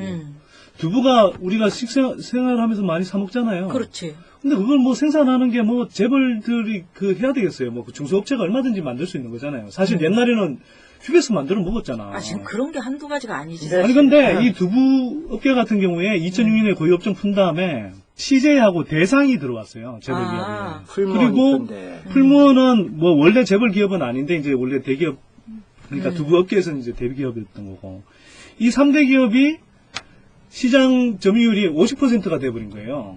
예전에는 그냥 풀무원 정도만 좀 있고 나머지는 다 이제 중소업체들이 만들어서 팔았었는데 동네에서도 팔고 시장에서도 우리도 만들고 지금 뭐 두부 만들어 파는 재래시장 있지. 예. 그러니까 일반 중소업체들 입장에서 보면 시장 규모가 한 절반 정도 줄어버린 거예요. 재벌 대기업 한 2개 들어오는 바람에. 그래서 중소두부 가공업체 수가 2006년에 2,300개이던 게 2011년에 1,580개로 줄어버렸어요. 700개가 확 줄어버린 거야. 그러면 여기 있던 사업장 문 닫게 되니까 그만큼 일자리 줄죠. 또 매출 영업이익 감소하니까 중소업체들은 직원들 월급은 많이 못 주잖아요. 아니 근데 그렇게 하면은 두부가 좋아졌을 거라 생각하잖아요. 껍데기는 좋아졌죠. 껍데기는 그래. 이뻐졌는데 포장은 실제로는 그 대기업이 박사가 그 껍데기 뭐냐 껍데기. 그게 내가 연구해 온 거예요. 알았어. 그 대기업들이 하면 좋아질 것 같은데 실제는 그 전에 국산 콩을 많이 썼거든요. 수입하는 게 더 귀찮으니까요. 근데 대기업이 되면서 오히려 대형 수입을 하면서 더 싸게 할 수 있으니까 GMO 콩을 더 많이 쓰는 거예요. 그러니까 유전자 조작 콩들이 지금 두부가 많아지는 거예요. 아, 그러니까 그 외국에서 싸게 들여올 수 있는 예, 이런저런- 게 오히려 손을 더 뻗기가 쉽구나. 그 조그만 때는 그냥 국내산 콩을 사는 게 더 싸지. 당연하네. 수입을 어디 해오는 게 더 귀찮잖아요. 더 힘드는 일이지 그게. 그러니까 자기가 콩 직접 하기도 하고 뭐 동생이 했던 콩을 갖고 오기도 하니까 사실은 더 좋은 콩으로 좋은 두부였어요. 껍데기는 안 좋았어요. 근데 지금은 풀무원이라도 특별하게 비싼 거 외에는 좀 싼 거 집었다 하면 하잖아 대기업 거. 그러면 그렇지. 100% GMO라니까요. 그러니까 이 대기업계 또 싸니까 네. 우리가 우리 콩으로 만드는 건 당연히 단가가 안 맞으니까 농가나 뭐 중소기업에서 만들 수도 없고 이런 상황이 되는 거네. GMO 콩이 그 유전자 조작 콩인데 네. 그게 뭐가 나쁜 거예요? 검증을 안 됐는데 이를테면 이게 농약에 강하다거나 내지는 제초제를 뿌려서도 얘가 죽지 않는다거나 그런 특수 유전자들이 있거든요. 근데 이게 인간한테 해가 없다는 증명이 없다는 거예요. 조작이 된 거니까 일단 유전자를 그러니까 그런 유전자를 조작해서 먹게 크게 되면은 만드는 거니까. 소화 불량 같은 작은 것도 있지만 인간한테도 또 다른 문제가 생길 수 있다라는 그런 과학적인 불만들이 계속 있죠. 가능하면 안 먹으려고 하죠 사람들이. 그렇지. 그 인간에게 해롭다 하면 뭐 예를 들면 어떤 것들이 있어요? 기형아를 낳게 한다거나 뭐 그런 거가 제일 무섭다고 좀 보고 있는 거죠. 그렇지. 근데 그게 아직 명확하게 밝혀지지 그러니까 안전하다는 것도 모르고 불안전한 것도 모르고 불안하게 그냥 먹는 거지. 몇십 년이 지나서 사실은 그 음식이라는 거는 한 세대 지나봐야 되거든요. 대기업이 했다고 해서 맛있고 안전할 거다라는 거는 그냥 그거는 아닌 거지. 껍다은 아니 그리고 일단 기본적으로 별로 다를 게 없는 게 대기업에서 생산한 두부의 70%는요 그냥 중소기업한테 주문해서 중소기업이 생산한 다음에 진짜 껍질만 그냥 만드는 포장만 거지. 지네들 거 맞아. 붙여갖고 하는 거야. 이게 다 이게 그렇게 뭐가 하는 달라. 거지. 뭐 자동차도 그러면서 비정규직을 양산하고. 아니 지네들 그다음에 고용한 건 다 비정규직이에요. 그러니까 일하는 사람들의 삶의 질이 나빠졌다니까 예전에 그렇죠. 비해서. 제가 새로 책을 쓰면서 이렇게 조사를 좀 해보니까 가계 수지 있잖아요. 가계 수지라는 건 뭐냐면 가계부인데 이제 돈을 벌어서 쓰는 거 빼고 나면 이제 뭐 예를 들어서 20만 원 남았다 또는 뭐 30만 원 적자다 이런 게 있잖아요. 지금 한국 가계의 한 30% 정도는 매월 적자거든요. 근데 이것뿐만 아니고 중요한 게 뭐냐면 한국 가계의 80%가 외환위기 전에 비해서 가계 수지 측면에서 좋아진 게 하나도 없어요. 나빠졌어요. 더 힘들다니까 지금 살기가. 그러니까. 힘들다니까요. 왜 그래? 여러 가지 이유들이 있는데요. 재벌 퍼주기식으로 이렇게 성장을 하고 이런 식으로 중소기업, 자영업자들은 다 죽는 식으로 가고 비정규직 늘려놓고 뭐 이런 식으로 가니까 하청업체들 막 하청업체들. 압박해가지고 착취하고 그렇죠. 예. 그 88만 원 세대가 나온 게 그래서 그런 거 아니야? 우리 우띠리가 얘기한 고용 거. 문제들이 계속해서 어려워지니까 그런 세대들 그때 만들어. 계산해 보니까요. 삼성, 뭐 현대 이렇게 사람들 가고 싶어 하는데 한정가도 넣고 그다음에 행시, 고시, 사시 이런 거 몇 개 넣고 20대 5%더라 맥시멈 해봐야. 네. 나머지 95%는 불안전공이라든가 별로 하고 싶지 않은 일을 하면서 살게 돼 있더라고요. 그리고 진짜 너무 점스러운 사업까지 하니까 이야기를 안 할 수가 없는데 재벌 기업이 이 진출한 업종을 제가 말씀드릴게요. 재생타이어, 장, 된장 뭐 그런 거 있죠. 고추장, 된장, 고추장. 국수, 아까 나 얘기했잖아. 양념류, 각종 아, 양념류. 양말, 쇠못 이야기 안 했잖아. 쇠못이 뭐야? 쇠못? 쇠못, 못. 못회사도 해? 아스콘, 망신 안 해? 골판지 상자, 에이. 그 다음에 플러그 부착 코드 이런까지 하고 있어요. 막걸리까지 하고. 아니 난 그런 것도 좋아. 근데 아니 좋은 게 아니지. 그러니까 그런 것도 봐줄만 하다. 라고 치면 예를 들면은 일본 대사관 앞에 일본 정신대 위안부로 끌려간 불쌍한 우리 할머니들 평화비, 동으로 만든 소녀비. 그 앞에 일본 대사관 건너편이 삼성 건물이라는 거 아니야. 소녀비 옆에 가로등을 껐대. 저녁에 보면은 그 소녀비가 안 보이는 거야. 네. 그래서 그거를 연결을 해달라고 그랬더니 진짜 우리나라가 IT의 천국이고 삼성이 뭐야 뭐 전기 쪽으로는 아마 1위일걸? 뭐 아니, 그렇지. 반도체 기술, 전자 기술 이런 쪽으로는 반도체는 높은데, 응? 3대 가전업체를 보니까, 어찌됐건 G나 그렇게 돼 있어. 삼성. 아니 근데 그런 삼성이 그런 배선을 못할 리가 없잖아. 아, 배선은 나도 할 수 있어요, 그거. 근데 삼성이 거기다 불 켜달라고 그랬더니 배선 조정이 어렵다고 그랬다는 거야. 개뻥이죠. 싫으면 싫다고 그래. 이거는 되게 나쁜 기업인 거지. 나는 기업이죠. 삼성을 사랑하는데 이건 뭐냐면 예전에 우리 미쓰비치라는 일본 회사 있어요. 군수 업체 옛날에. 그때 전쟁통에 우리 소녀들 끌어갔단 말이야. 그렇죠. 그래서 그 13살, 14살 소녀들이 가가지고 뭐를 했냐면 비행기 닦고 부품들 다 옮기고 닦고 뭐 이런 거 했다고. 근데 미쓰비시에서 그때의 자기네 잘못 그렇게 일을 부려먹고 월급을 10원 한 푼도 안 줬다고?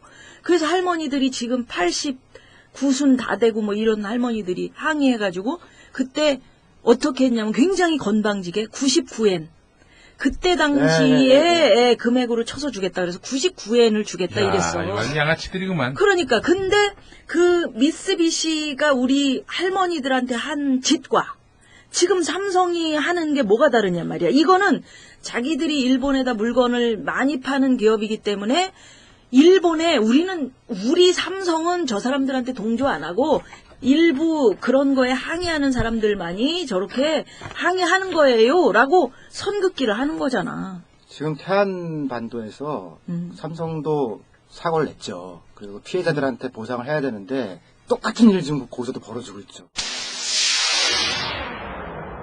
충남 태안 앞바다에서 최악의 기름 유출 사고가 난 지 꼭 4년이 됐습니다. 오염됐던 바다는 옛 모습을 거의 다 되찾았지만 그게 전부가 아닙니다. 지난 2007년 12월 유조선 허베이 스피리트호와 삼성중공업 크레인이 태안 말리포 앞바다에서 충돌했습니다. 순식간에 검은 기름이 바다를 뒤덮으면서 푸른 청정 해역은 검은 지옥으로 변해버리고 말았습니다. 4년이 지난 지금 태안 앞바다는 겉으로는 옛 모습을 되찾았습니다. 하지만 주민들에게 사고의 후유증은 여전히 남아있습니다. 태안 말리포 주민 구경호 씨. 우리가요, 이거 방 아웃콘 갖고 살았는데, 이건 아주 정신이 하나도 없어요. 손이 뭐야, 뭐러죠. 민박으로 생계를 유지하던 주민들은 물론 상인들과 영세 어민들 대부분은 배상 대상에서 제외됐습니다. 태안 주민 6천여 명은 오늘 경북 과천청사와 삼성사옥 앞에서 배상을 촉구하는 대규모 걸기 대회를 열었습니다. 문승일 태안 유류 피해 대책위 사무국장. 정부는 저희 피해민들의 어떤 그런 의견을 반영을 안 해준 거고. 언제 배상을 받을지 기약 없는 상황 속에 기름 유출 사고는 태안 주민들에게 여전히 지워지지 않는 상처로 남아 있습니다. 근데 태안 얘기도 그렇습니다. 그렇죠. 1000억 배상한다고 했었잖아. 태안에 안 주고 있잖아. 배상이 아니고요. 이제 정식 뭐지? 지역발전 검찰에서 기소해서 형사 재판을 받은 건 그냥 그 예인선 선장만 그냥 징역 3년을 받고 삼성중공업이 배상하는 금액은 56억, 최대 56억밖에 안 돼요. 근데 이 규모가 얼마나 작은 거냐 하면 물론 규모는 좀 다르긴 한데 그 미국에서 엑손 발데즈라고 알래스카 해역에 기름 유출 사고가 한 번 있었거든요. 이게 처음에 미국 재판부에서 때린 게 뭐냐면 50억 달러를 배상하라고 그랬어요. 우리 돈으로 한 6조 원 정도 되는 거. 최종적으로는 줄어서 이제 6천억 정도로 감행이 됐는데 이게 끝난 게 아니라 민간에 이렇게 막 각종 소송이 들어오고 이렇게 보상하잖아요. 그거로 최종적으로 지금 한 3조 원 이상 이렇게 엑손이 배상을 하게 됐거든요. 나가게 됐죠. 상식적으로. 근데 지금 한국 재판부가 겨우 때린 게 56억이야.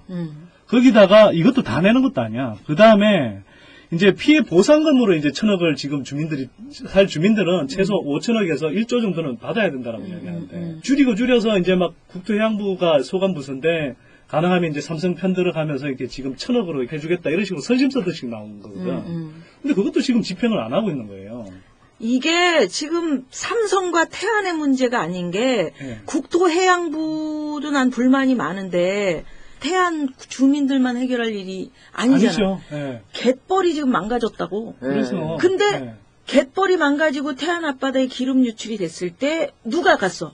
우리 국민들이 전부 다 자원봉사자로 가가지고 그 돌을 갯 버리는데 그랬죠. 돌을 다 네, 닦아낸 네, 거 아니야? 네. 시커먼 그럼요. 완전히 기름을. 저 국민 노가다 했죠. 지금 바다 밑에 갯벌에 그 시커먼 기름이 들어가서 갯벌이 다시 복원이 되려면 몇 천 년, 몇 억 년이 걸릴지도 모른다는 거지. 근데 이게 다 국민들의 일인데 삼성이 배 띄워서 거기 가서 그 기름 청소했다는 얘기 한 번이라도 난 들었으면 존경하려고 그랬어. 아니 뭐 삼성을. 삼성 계열사 사람들이 뭐 가서 하기는 했는데 그게 뭐 자원봉사로 끝날 일이 아니잖아요. 아니지. 그다음에 돈 들여서 해야지 저는 청소를. 그때 언론이 얼마나 이렇게 본질을 호도하는지 그 사례를 보면 명확하게 드러난다고 지금도 생각해요. 해, 지금도. 지금도 마찬가지지만 이 사건에서도 명확하게 드러나는데 이제 언론에서 이야기할 때 태안반도 기름 유출 사건 이런 식으로 이제 표현을 하거든요. 회사 이름을 싹 빼버린다고 삼성중공업. 회사 이름은 거의 노출이 안 됐어요. 그 광고가 안 기사 들어오거든. 제목에도 안 뽑히고 광고 안 들어오니까 물론 삼성에서 그렇죠. 광고 안 주면 어떻게 살아? 아니 그러니까 사실 이제 그러니까. 뭐 딜을 하는 건데 그 다음에 보도하는 내용들을 쭉 보면 그 당시에 삼성중공업의 뭐 책임이라든지 회사 차원의 책임 또 이런 뭐 배상 책임 이런 것들에 대해서 문제 제기를 하기보다는 자원봉사자들 가서 뭐 감동의 물결 훈훈한 이런 식으로 인심, 훈훈한 뭐 미화 이런 국민들의 식으로 바꿔버린다고. 힘 막 이러죠. 그런 것도 필요하지만 책임 소재는 명확하게 가려야 되잖아요. 국토해양부가 왜 조지질 못해? 조직이는 다 삼성 장학금 가는 거 아니에요. 최근 삼성의 문제가 뭐냐면은 중앙정부는 지난 정부, 요번 정부 어느 정도 장악이 끝났잖아요, 삼성이. 그래서 이거를 지역정부 장악으로 좀 내려오는 중이거든요. 최문순 강원도지사가 처음 딱 됐을 때 우리는 굉장히 잘할 거라고 생각했는데 평창 동계올림픽과 함께 바로 또 삼성이랑 손을 잡은 거 아니에요. 그리고 거기도 이제 이건희가 막 떠다니면서 이렇게 됐고 지금 인천 같은 경우는 송도 신도시에 삼성이 또 회사를 넣겠다라고 하니까 거기 아파트값을 삼성이 좌지우지하거든요. 인천광역시 정책 자체를 이제 삼성이 쥐고 있어요. 전북 같은 경우에는 새만금에 거기다 에너지 단지를 조그맣게 놓겠다. 실제 규모도 얼마 되지도 않고 갈지 안 갈지도 모르는데요. 전북에 가면 또 삼성 환영합니다라고 쭉 붙어있거든요. 그러니까 이제 중앙정부 이미 다 먹었고 지역별로 조그만 회사 하나 보내준다고 하면서 지금 막 공정하거든요. 근데 생각해봐요. IMF 경제 위기가 생긴 가장 큰 이유 중에 하나가 부산에 삼성이 자동차를 만들겠다고 하면서 터진 거 아니에요. 그렇게 해서 부산 경제 좋아졌네 지금. 아무것도 안 좋아졌죠. 실제로 아무 일도 안 벌어질 건데도 불구하고 삼성이 잘하는 거는 기술 개발이라면 이게 아니라 공작, 홍보, 조작 이런 걸 잘하죠. 많은 분들이 이런 이야기를 해요. 그래도 삼성이나 재벌들이 있으니까 한국 경제가 이만큼이나 되는 것 아니냐 이렇게. 그 삼성이 살아야 우리도 산다 이렇게 생각하는 거 아니에요? 사실 거꾸로거든요. 그러니까 삼성이 국민 경제 100이라는 자원을 다 흡수해서 그중에 국민들한테 돌아오는 거는 한 20, 30밖에 안 되는데 그거 100을 삼성이 안 빨아갔으면 100만큼 사실 서민 경제가 혜택을 보는데 그걸 20, 30 돌아오는 걸 가지고 그거라도 돌아오니까 우리가 사는 것 아니냐 이런 식으로 지금 이야기를 하는 거예요. 그러니까 똑같은 얘기를 이건희 회장이 한 명의 천재가 10,000명을 먹어 살린다고 그랬잖아요. 딱 듣고 생각난 게 10,000명이 한 명 때문에 죽었다. 그러니까 우리가 꼽살이라고 이야기한 게 그거잖아요. 얘네들이 우리를 먹여 살린다고 이야기하는데 실제로는 요 1% 특히 삼성 재벌 같은 데가 오히려 99% 국민들을 등쳐먹는 꼽살이 인생들이라는 거거든. 외국 사례를 조금 비교를 해보면은 네슬레라는 회사가 있죠. 지금 우리 먹는 커피를 개발한 회사고 국제적인 곡물 회사예요. 여기도 무서운 회사죠. 뭐 킬러도 보낸다는 소문이 있고 칠레 아얀데 정권을 무너뜨린 게 네슬레라는 무서운 회사인데요. 여기가 스위스 회사거든요. 스위스에서는 그렇게 잘한다는 거예요. 그래서 네슬레가 우리나라 오자마자 제일 처음 한 게 왜 노조를 안 만들었냐 자기 회사에다가 그랬거든요. 그러니까 이제 막 항의를 했죠. 왜 노조 만들려고 해서 그 분위기 험악하게 하냐. 우린 여기서 진짜로 회사를 경영하려고 하니까 노조 없이 어떻게 얘기를 하냐라고 네슬레가 그랬거든요. 그러니까 보통 무서운 회사라도 자기네 나라에서는 잘해요. 근데 삼성은 외국 가서 무서운 회사를 하고 우리나라에서는 내국인에 잘해야 되는데 내국인들한테는 태안 돌 안 주지 용산 사태 버리켜가지고서 사람들 피곤하게 만들지 자기네 공장에서는 백혈병 걸려도 괴롭히지 이런 데가 없다니까요. 뭐 이상한 조사기관 들이대고 뭐 무슨 뭐 조사를 해봤더니 뭐 그런 게 아니더라 뭐 이러면서 지금 안 물어주는 거 아니야 백혈병 걸린 사람들한테. 생태를 다 쓰는 피해간 핑계를 다 대면서 이제 안 물어주는 거고 그런 사람들 또 이렇게 삼성에 항의하고 이러면은 개인정보까지 추적하고 삼성 안기부라고 감시하고 막 그런 상황이잖아요. 저는 사실은 예전에 스리랑 부부로 한창 잘 나가던 시절에 누나가 삼성 냉장고 광고까지 찍었던 사람입니다. 아니 남편을 뭘로 보고? 뭐야? 칸칸도 몰라 칸칸. 삼성 바이오 냉장고 칸칸. 자, 이 김치 누구 솜씨요? 땅속 김치 맛도 몰라?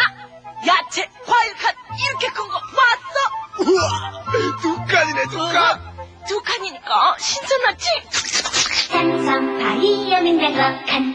김연아가 지금 요즘 하고 있는 누나도 그런 시절이 있었어요. 아, 반대 턱사들 만드는 삼성. 그렇지. 그래서 내가 삼성이 잘 되길 정말 바라는 사람이야. 그런데 보면은 신라 호텔에 한복 입고 갔다가 그 한복 입은 분 여기 걸리적거려서 안 된다고 했던데도 삼성이고 자위대 100주년 기념 그때 나경원 의원 시절에 거기 갔다가 왜 서경선 의원도 갔었죠. 그래서 막 난리 났던데 거기 장소 대여해준 데도 삼성입니다. 그러면은 왜 그 일본 자위대에 끌려갔던 할머니들 소녀상에 불을 안 켜주는지 알겠지.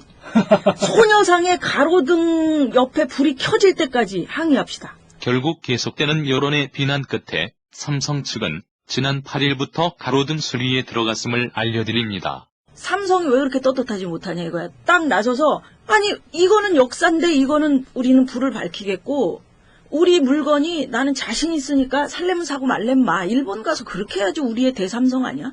전혀 그렇게 안 하고요. 뭐 사실 삼성의 뭐 기술력이 뛰어나다 그러는데 삼성 휴대폰의 부품의 한 70%는 다 일제거든요. 우리 협력업체나 거기는 막 쫙쫙 빨아먹어요. 예를 들어 삼성 본사가 한 10% 성장할 때 협력업체는 한 4% 5%밖에 성장을 못해요.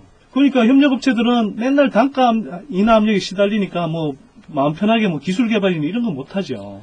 군사정권 시절에 재벌들이 이런 얘기를 했어요. 그러니까 밖에서 벌어서 안을 살찌운다. 요즘 보면은 안을 쫙쫙 빼가지고서 밖에다 퍼주는 게 지금 우리의 대기업들이거든요.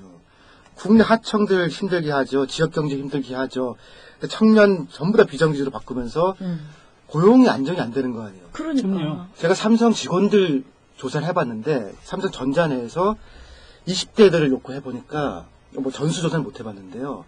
삼성 가도 20대는 힘들어요. 그 월급 받아도. 그래서 집을 살 수 있는 가능성 있는 팀을 딱 한 명 봤는데 사내 결혼했더라고요. 근데 최근에는 삼성에서 사내 결혼도 못하게 한다는 거예요. 그럼 삼성에 간 남편하고 그러니까 남자친구랑 만나봐야 사실은 이게 안정적이지 않은 거예요. 그러니까 돈 생각 잠깐만 많이 받는 것 같은 거지. 마흔 전에 나와야 되고. 어우 얼마나 힘들게 해 그리고 사람을. 삼성의 평균 근속 연수고요. 7년밖에 안 돼요. 7년. 들어가면 평균 7년 근무한다는 거예요. 근데 지금 재벌의 고용 비중이 어느 정도 되는지 아세요? 그래도 재벌이 꽤 많이 하지 않나? 6%밖에 안 돼요. 6%. 전체. 외환위기 전에는 이 비중이 한 13%, 14% 됐거든요. 그렇게 우리가 세금 혜택으로 많이 밀어주고 그랬는데도. 네. 근데 대기업의 고용 비중이 한 지금 6% 정도밖에 안 돼요. 이건 뭐 재벌 기업도 아니고 종업원 1000명 이상의 대기업 다 합쳐도 6%밖에 안 돼요. 이게 외환위기 때 뚝 떨어진 다음에 계속 이 수준을 유지하고 있는 거예요. 그리고 아까 이제 우띠리 형님이 뭐 밖에다 퍼준다 그랬는데 재벌 기업들 뭐 일자리 늘려라 투자 좀 해라 이렇게 이야기를 하면 우리 투자 많이 한다 이러잖아요. 투자하긴 하죠. 어디다 하는지 아세요? 어디다? 외국 골프장. 외국에다가. 외국에 골프장 사고. 지금 예를 들면 현대차 같은 경우는 글로벌 생산기지 만든다면서 지금 6개를 외국에다 만들었거든요. 물론 이제 이게 뭐 글로벌 경쟁에 직면하고 있으니까 뭐 일정하게 불가피한 측면도 있는데 그게 투자 규모가 한 10조 원 정도 돼요. 총 합쳐서. 그러면 거기에 딸려가는 뭐 경제적인 파급 효과라든지 일자리라든지 이런 게 투자를 한다 그래도 맨날 밖에다가 하니까 우리 일자리는 안 늘어나죠. 그러니까 지금 외환위기 이후 늘어난 일자리는 다 중소기업 중에서도 한 50명, 100명 이런 중소기업도 아니고요. 10명, 5명 이런 소기업들이에요, 진짜. 그러니까 무슨 소득이 늘겠냐고, 이게. 삼성 같은 경우는 제가 진짜로 문제라고 생각하는 거는 그렇게 해서 기술력이 좋아지고 세계 1위가 된다는데 뭐라고 안 하겠어요. 근데 워낙 사람들을 금방 자르고 서로 불신하게 만드니까 노동 과정에서 혁신이라고 말하잖아요. 그게 안 벌어져요. 삼성이 지금 세계 80몇인가?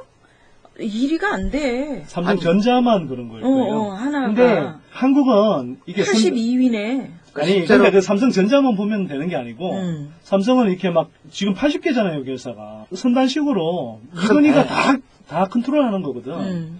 개별 회사로 보기가 좀 힘들어요, 한국이 재벌은. 다른 데는 뭐, 지이라 그러면, 몇 개 회사가 없거든.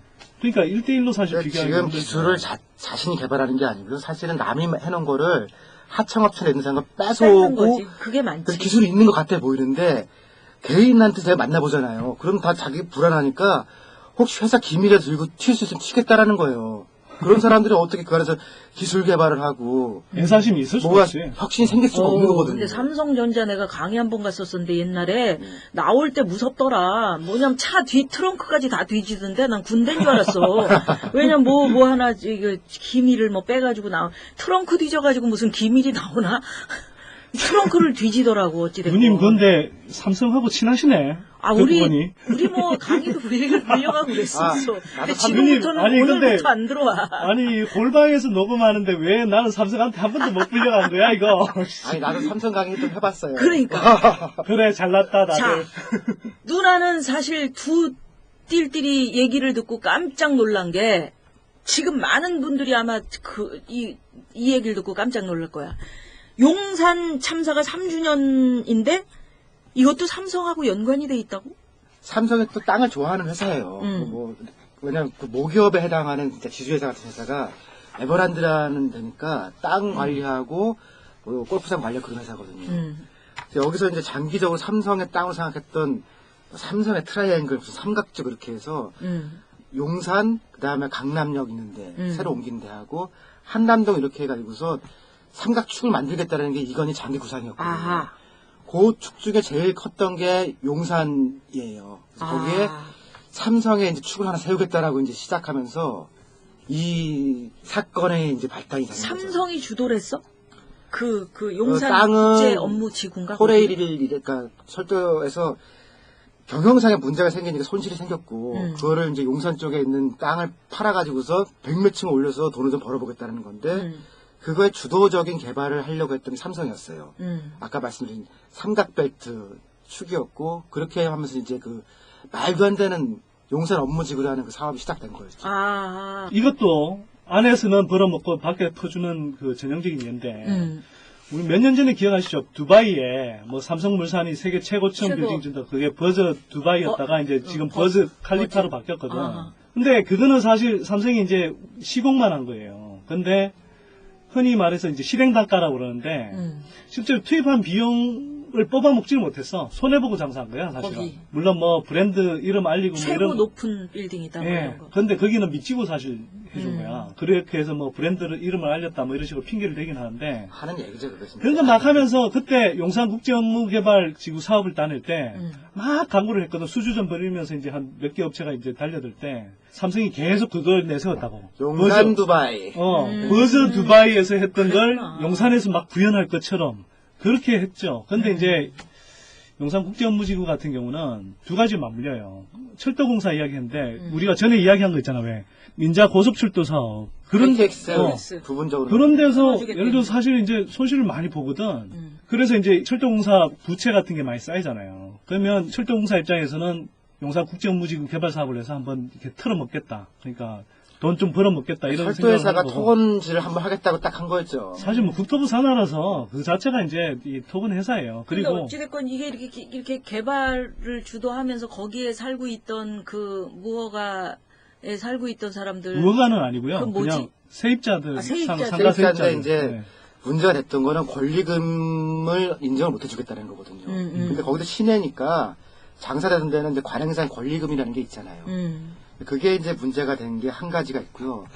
또 한 가지는 그 용산 업무 지구를 삼성이 이제 힘으로 밀어붙이면서 이렇게 하다 보니까 지은 지 얼마 되지도 않는 아파트들이 거기 포함된 거예요. 그러니까 멀쩡한 중산층들이 우리 아파트 딱 살고 있었는데 쫙 그림 그려놓고서 너네 한강 앞에 있으니까 내놔.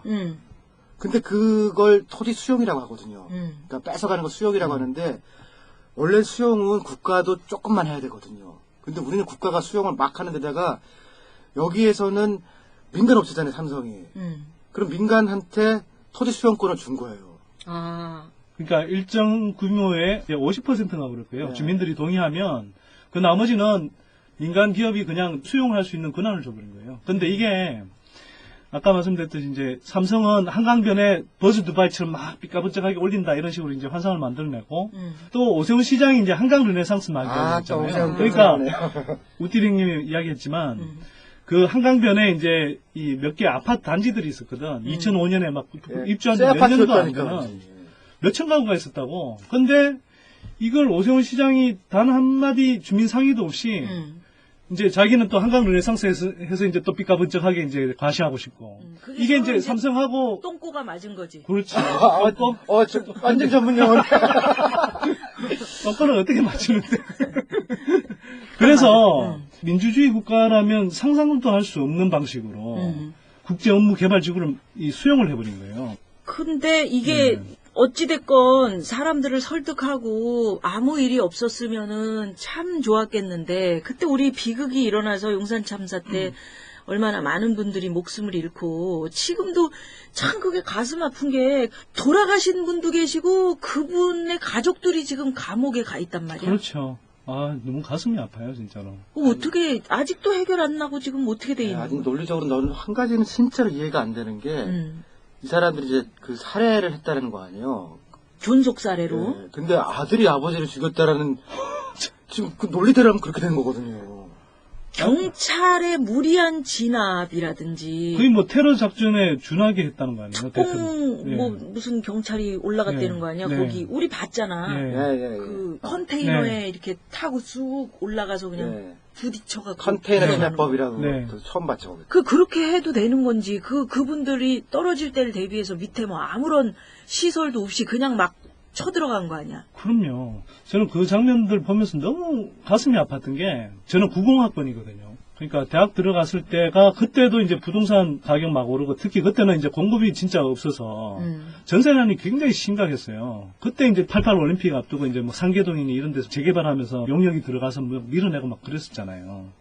그런 이제 폭력적인 재개발 방식 이런 게 그때 있었는데 20년이 지났는데도 똑같이 하고 있고 실제로는 이건 완전히 공권력이 여전히 개발 사업자들 도와주는 방식으로 밀어붙이기식으로 이렇게 예전에는 주민들을 무슨 뭐 테러 분자인 것처럼 이렇게 막 진압하는 방식으로 한다는 게 얼마나 진짜 황당한 거냐고요. 아니, 예전에는 우리가 중산 그러니까 개도국이라서 그랬다라고 치는데 선진국이 되면은 이런 게 굉장히 부드러워지고 절차화되는 거를 의미하거든요. 근데 삼성, 오세훈, 한나라당이죠. 거기에 코레일 딱 이렇게 세 개가 붙으니까 이게 그 왕국이에요, 진짜. 왕국이고, 이거 지키는, 그러니까 공권력이라고 하지만, 진짜, 중세 시대의 사병들 있잖아요. 그 영주가에 딱 있으면은, 창든 기사들이 막 나가고, 진짜 저는 중세 보는 것 같더라니까. 이게 어디, 공화국도 아니고요. 아니, 근데 여기서 약간, 철도공사는 뭐, 철도공사 대다수 직원이나 이런 게 아니고, 철도공사 일부 경영진이나, 그 다음에 그걸 철도공사를 가지고 노는 게 이제 결국 국토해양부잖아요. 국토해양부가 사실 뒷면에 있는 거죠. 이 개발 세력에 이 든든한 정부 뒷배경이 이제 국토해양부가 버티고 있는 거죠, 이렇게. 국토해양부가 오히려 국민의 앞에 서서 더 도와줘야 되는데 이게 헌법상으로는 그렇고요. 국민을 등쳐먹죠, 사실. 자, 책임자로 진두지휘했던 김석기 경찰청장 이분은 또 뭐 또 총선에 출마한다고 그러시고 아주 승승장구했죠. 예, 오사카 총영사로 갔다가 뭐 그냥 총선 출마한다고 그냥 사표 내고 건너왔어요. 아주 무책임한 행동을 했죠. 예. 진압할 때 참 책임 있었는데. 미국 같은 경우에 경찰들이 살벌하게 단속하는데 우리는 약과다 이렇게 얘기를 하시는 분들이 있어요. 반항하면 뭐 막 총으로도 쏘고 폴리스 라인 넘어오면 막 단속 어마어마하게 무섭지 사실 미국이. 근데 우리 경찰들도 미국 경찰들처럼 정의로워가지고 불의에 대항하고 진짜 적어도 미국 경찰들은 정치나 권력에 휘둘리지 않고 정확하게 집행을 해버리잖아 그런 거에. 우리 경찰은 그래서 권위가 있는 거죠. 권위가 스스로 없고 자기들 스스로 무너뜨려요. 그러니까 솔직히 이렇게 무시당하는 경찰이 우리나라 경찰들 외에 누가 있어. 권위를 스스로 좀 세우셨으면 좋겠고. 용산 참사 때문에 지금 실형 살고 계신 분들이 몇 분 계신데 특사가 있는 모양이에요. 설 맞아서. 이런 분들 진짜 특사로 좀 풀려나도록 해줘야 되는 거 아니에요? 아, 진짜 그런 거. 그러니까. 네. 진짜 이건희만 특사로 나오고, 이 상대편에 있다고 해서 전혀 정상 참작 안 했어요. 상대편 축에 끼지도 못하지. 사실 그렇게 껴주지도 않지. 그러나 이런 분들의 목소리를 정치권에서 좀 들어야 되고 반드시 정치권에서 이런 분들 특사로 나올 수 있도록 네. 진짜 설에 아버지가 돌아가셨는데 아들이 감옥에서 아버지 제상을 차려 기도를 해. 이게 말이 돼? 말 안 됩니다. 그러니까 재벌 3세 정도까지 내려왔는데 지금 막 중소기업 쓰러지고 자영업자들 몰락하고 이러잖아요. 근데 4세까지 내려가 버리면 진짜 이건 뭐 서민들이 숨 쉴 공간이 없어져 버리거든요. 제가 아까 지네발이라고 표현했는데 재벌이 진짜 지네라면 이 맹독을 품고 있는 지네거든요. 이거 진짜 막지 않으면 한국 경제가 이 독이 퍼져갖고 죽게 돼 있어요. 그래서 제발 2012년 이후에 좀 선택을 잘해서 이제 삼성공화국이 아니고 진짜 우리나라에서 한번 좀 살아봤으면 좋겠습니다. 그러나 용산 참사로 실형을 선고받은 이충년, 김재호, 김대원, 김성환, 천주석, 김창수, 김주한 이렇게 7분은 결국 이번 설 특사에서도 풀려나지 못했습니다. 자, 누나는 내 친구 더그 에드워드라는 친구가 있어요. 오늘 이 친구 얘기를 네. 더글라스의 애칭이지, 더그. 더그 에드워드. 더그가 아니고?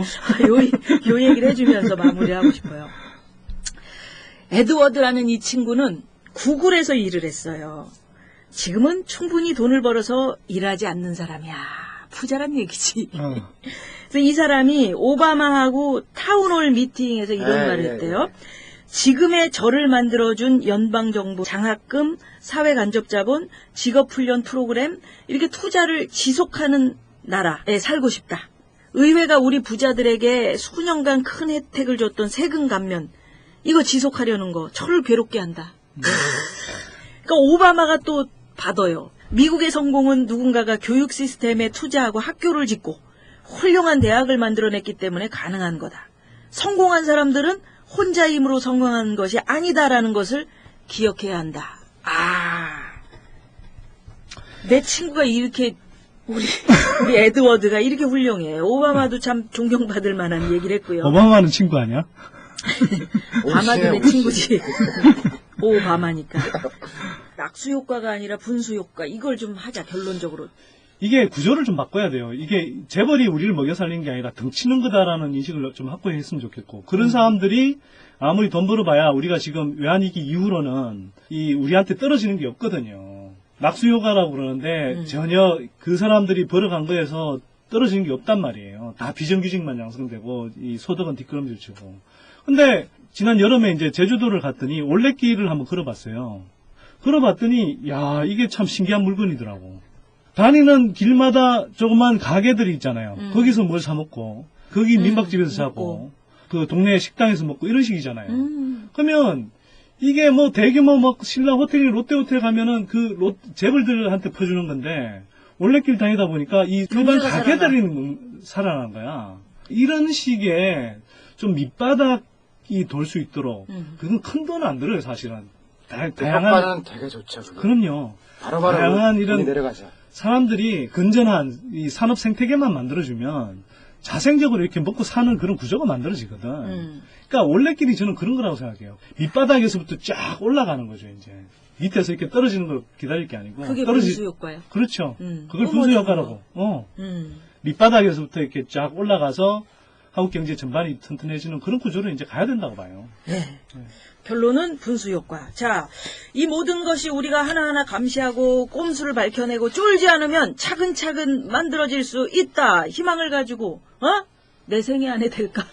될 거야. 만들어야죠. 올해 안에 출발할 수 그래, 있습니다. 출발하자. 자, 정치는 쫄지 마. 경제는 졸면 당한다. 왜 안 해? 그렇게 바꾸기로 했잖아. 계속 가는 거야? 자, 정치는 쫄지 마. 경제는 졸면 당한다.